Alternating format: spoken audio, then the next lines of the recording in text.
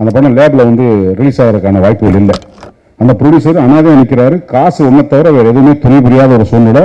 நான் பிரிண்ட் எல்லாம் பண்ணி 37 பிரிண்ட், அப்போ தமிழ்நாடு பூரா ரிலீஸ் பண்ணுறாங்க 37 பிரிண்ட்டு.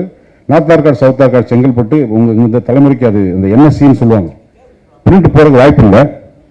என்ன செய்யறதுன்னு தெரியல. அதுக்கப்புறம் அவராக அந்த ப்ரொடியூசராக என்ன வச்சிருந்தாரில் தானு சாருக்கு வந்து ஃபோன் பண்ணுறாரு.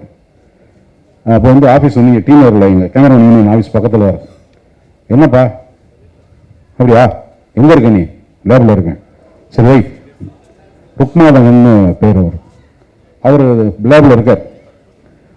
தானே நான் ஃபோன் பண்ணாங்க, நான் டெலிவரி எடுத்துக்கிறேன் அப்படின்னு போயிட்டு ஒருத்தன் தற்கொலை பண்ணிக்கிட்டு கயிறெல்லாம் தொங்குது, கழுத்தை மாற்ற சூழ்நிலை இருக்கும்போது ஒரு ஃபோனு, அவருக்கு என்ன செக்கு கொடுத்தாரா எதுவும் கொடுத்தாரு. நேராக தான் சார் ஃபோன் பண்ணார், இன்னும் நீங்கள் ரிலீஸ் பண்ணணும். அந்த பிரிண்ட் கடகடன்னு ரிலீஸ் ஆகி காலையில் அந்த அந்த ஒரு 5 நிமிஷத்தில் அந்த ப்ரொடியூசரோட ரிலீஃபை நான் உணர்ந்தேன்.